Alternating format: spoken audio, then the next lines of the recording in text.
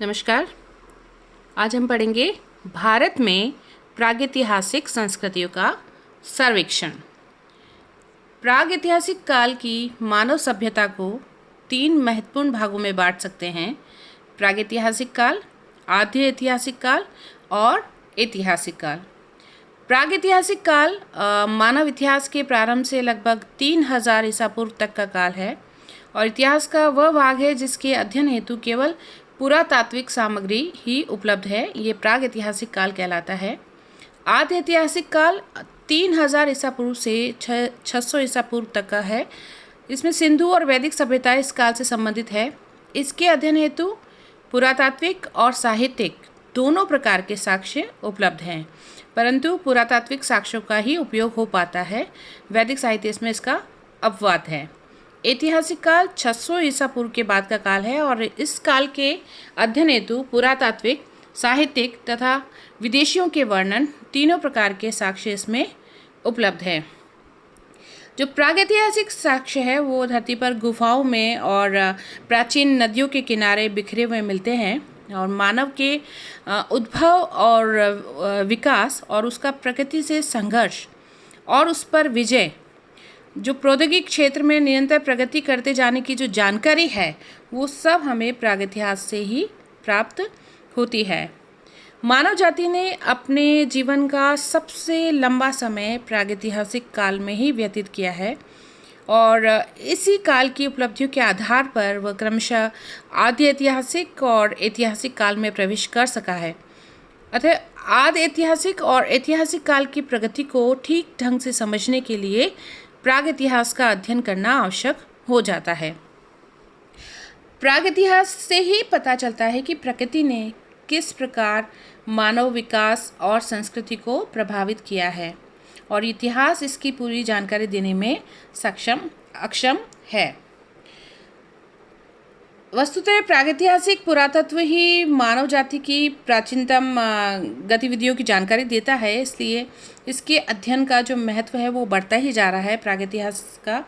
इससे प्रागैतिहास से ही स्पष्ट हो जाता है कि आदिम मानव में प्रकृति से संघर्ष करने और तकनीक विकसित करने की क्षमता थी। पूरा पाषाण काल, मध्य पाषाण काल और नवपाषाणकालीन संस्कृति का अध्ययन जो है वो प्रागैतिहास पर ही आधारित है और इन संस्कृतियों के दौरान मानव ने निवास बनाने, जानवरों को पालतू बनाने, आखेट करने, वस्त्र बनाने, अग्नि जलाने, अनाज उगाने की जानकारी प्राप्त की और वह जो है वो आदिम मानव से सभ्य मानव बन गया। इस सब की जानकारी हमें प्रागैतिहासिक काल से पता चलती है, पुरातात्विक सोर्स से पता चलती है। प्रागैतिहासिक मानव मनुष्य के क्रमिक विकास के आधार पर मानव सभ्यता को मुख्यतः 2 भागों में विभक्त किया है: पाषाण युग और धातु युग। इनमें जो प्राचीनतम है वो पाषाण युग था। पाषाण युग को फिर 3 भागों में विभक्त किया गया है: पूरा पाषाण युग जो 5 लाख ईसा पूर्व से 10,000 ईसा पूर्व तक है, मध्य पाषाण युग या मध्य पाषाण काल 10,000 से 6,000 ईसा पूर्व तक है, नवपाषाण युग 6,000 ईसा पूर्व के बाद वाला है। तो मानव सभ्यता का जो आरंभ है वो इसी पाषाण युग में हुआ। पूरा पाषाण काल के बारे में पढ़ेंगे। द पैलियोलिथिक एज, इसको ओल्ड स्टोन एज भी कहते हैं। भारत में पाषाणकालीन सभ्यता का जो अनुसंधान है, खोज है, वो 1863 ईस्वी से शुरू हुआ। सबसे पहले ब्रूस फुट नामक एक भूवैज्ञानिक थे, उनको मद्रास के पास एक पल्लावरम नामक स्थान है, वहाँ से पूर्व पाषाण का एक पाषाण निर्मित औजार मिला। इसके बाद किंग और ओल्डहम, हैकेट, विन और ब्लैनफोर्ड आदि विद्वानों ने भी अनेक पूर्व पाषाणकालीन सामग्री प्राप्त की। 19वीं शताब्दी के अंत तक मद्रास, मुंबई, मध्य प्रदेश, उड़ीसा, बिहार और उत्तर प्रदेश के प्रांतों और मैसूर, हैदराबाद, तलचेर और रीवा की रियासतों में भी ढेर सारे पूर्व पाषाणकालीन स्थल ढूंढे गए। सन 1930 में माइल्स वर्किट नामक विद्वान ने दक्षिण के प्रदेशों में उपलब्ध औजारों की व्याख्या की और महत्वपूर्ण निष्कर्ष निकाले। सबसे अधिक उल्लेखनीय अनुसंधान जो किया वो 1932 से 35 ईस्वी में टेरा और पैटरसन के नेतृत्व में येल और कैम्ब्रिज विश्वविद्यालय के विद्वानों के निरीक्षण में हुआ था। उन्होंने हिमालय के प्रदेश में पूर्व पाषाण युग के अनेक स्थानों की खोज की और मोबियस और कृष्ण स्वामी ने उनके कार्यों को और भी आगे बढ़ाया। मनुष्य ने अपने जीवन का सबसे लंबा समय इसी युग के अंतर्गत व्यतीत किया, यानी पूरा पाषाण काल के टाइम में। इस समय प्रकृति से संघर्ष करके उसने जीने की कला सीखी। इस समस्त युग को क्रमशः हम 3 भागों में डिवाइड कर सकते हैं, निम्न यानी लोअर, मध्य मिडिल तथा उच्च यानी अपर। तो पूरा पाषाण काल या पूरा पाषाण काल, मध्य पूरा पाषाण काल और उत्तर पूरा पाषाण काल में हम इसे डिवाइड कर सकते हैं।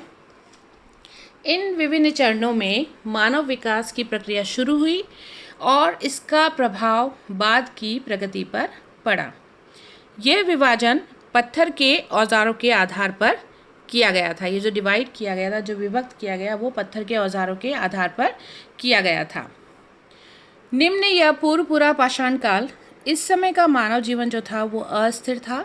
उसके आवास, भोजन या वस्त्र की व्यवस्था नहीं थी। मानव समूह में शिकार करके अपना भोजन संग्रह करता था, जैसा कि आप पिक्चर में देख रहे हैं। कालांतर में उसने अग्नि का आविष्कार किया और वो फिर बाद में गुफाओं में रहने लगा। आगे चलकर शिकार करने के लिए उसे हथियारों की ज़रूरत पड़ी। सुगमता से जो भी उपलब्ध हो जाता था, जैसे पत्थर सुगमता से उपलब्ध हो जाते थे, तो उसे हथियार के रूप में उन्होंने काम में लिया। आरंभिक हथियार जो थे वो बेडोल थे, भौंडी आकृति के थे और सुंदर नहीं थे। इस काल का अधिकांश जो हिम युग के अंतर्गत ही व्यतीत हुआ, यानी आइस एज के अंतर्गत ही निम्न या पूरा पाषाण काल निकला। इस युग के हथियारों में प्रमुख थे हाथ की कुल्हाड़ी, जिसे हैंडेक्स कहते हैं, और खंडक उपकरण यानी चॉपिंग टूल्स जो चॉप करते थे, कोर और फलक जो फ्लैक उपकरण हैं, और विदर्निया क्लीवर्स, जैसा कि आप पिक्चर के अंदर देख रहे हैं। आपको हैंडेक्स भी दिख रही है, निडल दिख रही है, किस तरह से हड्डी की सुई बनी हुई है, चॉपर है, चॉपिंग टूल्स, हैंडेक्स दिख रहा है टूल्स ऑफ पैलियोलिथिक एरा के अंदर, और क्लीवर। भारत में इस संस्कृति के 2 प्रमुख केंद्र थे, सोहन संस्कृति और मद्रासियन संस्कृति। सोहन संस्कृति जो थी वो उत्तर पश्चिम में पाकिस्तान में सोहन नदी के किनारे थी। इसको पैबुल चोपर चॉपिंग संस्कृति भी कहा जाता था। मद्रासियन संस्कृति दक्षिण भारत की है, इसे हैंडेक्स क्लीवर संस्कृति भी कहा जाता है। इन संस्कृतियों का विकास नदी घाटियों में हुआ और इन 2 प्रमुख केंद्रों के अलावा भारत के अन्य भागों से भी, जैसे नर्मदा घाटी, महाराष्ट्र की प्रवरा नदी, आंध्र प्रदेश, कर्नाटक, मध्य प्रदेश, उत्तर प्रदेश, बिहार, पश्चिम बंगाल, उड़ीसा और असम की घाटियों से भी पूरा पाषाणकालीन उपकरण प्राप्त हुए हैं। मध्य प्रदेश के भीमबेटका यानी रायसीन और उत्तर प्रदेश के बेलन घाटी यानी मिर्ज़ापुर से गुफाओं का अस्तित्व मिला है, जहां मानव समूह में रहता है, ऐसा दिखाया गया है, ऐसा दिखता है उस गुफा से।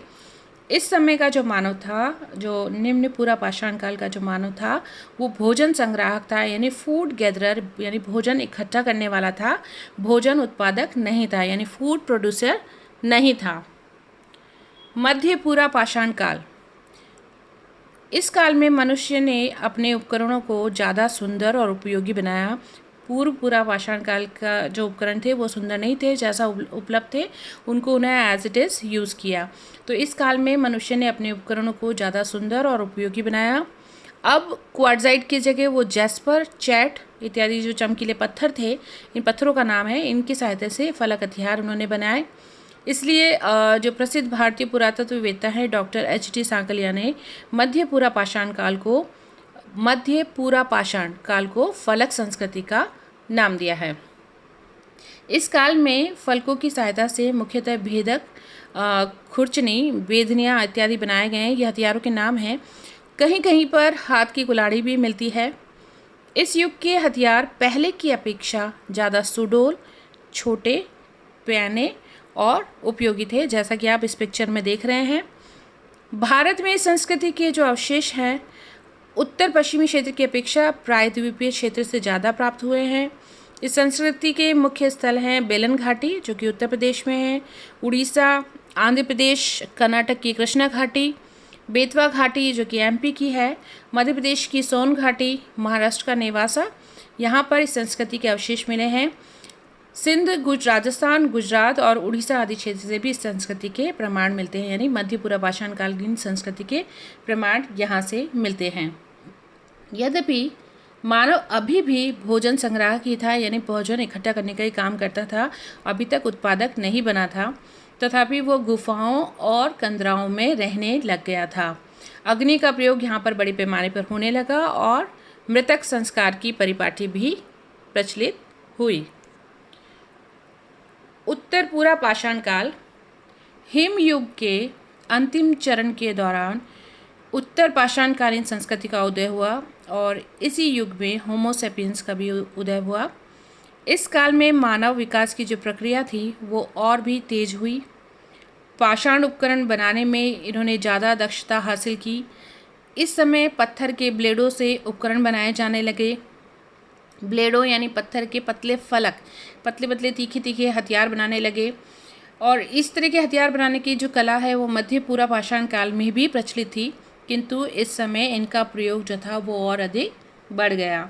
ब्लेड से चाकू, ब्यूरिन, छिद्रक यानी बोरर और स्क्रैपर और शर यानी पॉइंट्स आदि बनाने लगे। पत्थरों के अलावा जैसा कि आप इस पिक्चर में देख रहे हैं, पतले पतले हथियार हैं और ऊपर जो ब्यूरिन है, स्क्रैपर है, पॉइंट्स जो तीखे तीखे हथियार बना रखे हैं। पत्थरों के अलावा इस युग में हड्डी और हाथी दांत के उपकरण भी तैयार होने लगे। अस्थि के बने हुए अलंकृत छड़, भाले की नोक, सुइयाँ भी इस काल में प्राप्त हुई है। इसमें आपको पिक्चर में दिख रहा है। भारत में इस संस्कृति से संबंधित अनेक स्थान मिले हैं, जिनमें प्रमुख हैं उत्तर प्रदेश का बेलन घाटी और आंध्र प्रदेश का रेनीगुंटा और येरगोंडपल्लेम, चिंतामनुगामी और बेटमचर्ला, कर्नाटक का शोरापुर दोआब और बीजापुर, महाराष्ट्र में नामगांव और मध्य प्रदेश में सोन घाटी, गुजरात का विसादी और बिहार का सिंह भूमि जो उत्तर पूर्व पाषाणकालीन प्रमुख स्थल हैं। इस युग में मानव जीवन में कुछ विशेष परिवर्तन दिखाई देते हैं। यद्यपि अब भी मनुष्य की जीविका का जो मुख्य साधन था वो शिकार ही था, तथापि वो सामुदायिक जीवन का विकास जो है इस समय थोड़ा सा सुदृढ़ हुआ।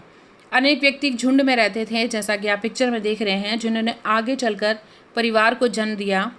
यद्यपि सामाजिक असमानता और व्यक्तिगत संपत्ति की भावना का उदय अभी नहीं हुआ था, तथापि मोटे तौर पर पुरुषों और महिलाओं में श्रम विभाजन जो था वो शुरू हो चुका था। पुरुष भोजन संग्रह का कार्य करते थे और महिलाएं घर की देखभाल करती थी। निवास के लिए गुफाओं के अलावा संभवतः झोंपड़ियां भी बनाई जाती थी।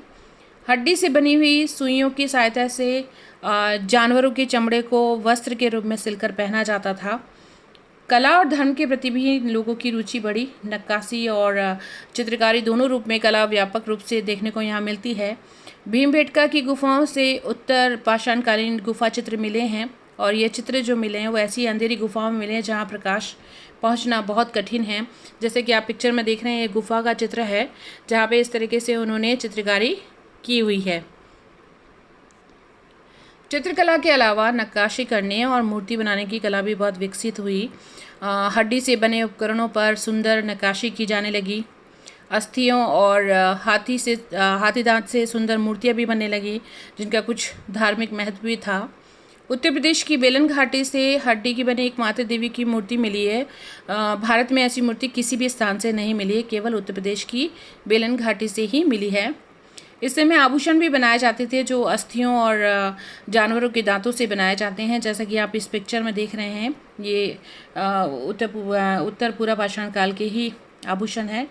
इतनी प्रगति के बावजूद भी अभी भी मानव जो था वो सभ्य नहीं बना था। उसे असभ्य और बर्बर और जंगली ही कहा गया, लेकिन सभ्यता की सीढ़ी पर ज्ञानी मानव जो था वो अब आगे बढ़ चुका था।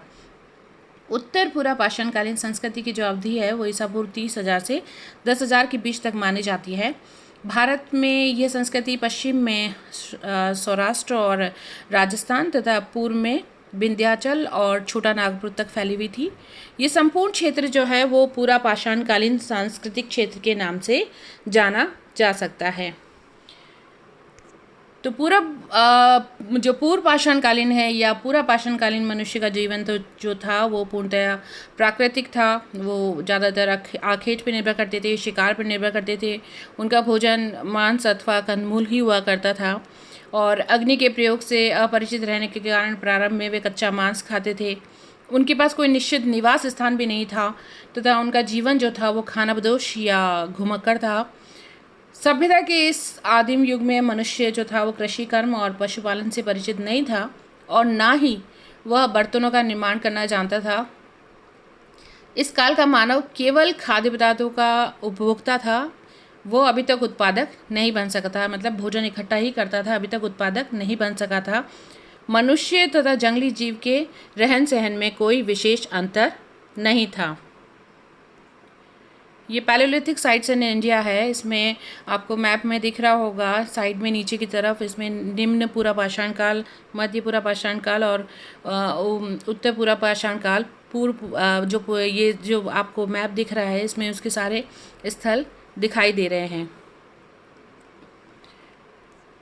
तो आज के लिए हम इतना ही पढ़ेंगे। हम पार्ट 1 में हमने पढ़ा पूरा पाषाण काल के बारे में और पार्ट 2 में हम पढ़ेंगे मध्य पाषाण काल और उत्तर पाषाण काल के बारे में पढ़ेंगे। तो आज के लिए इतना ही। Thank you.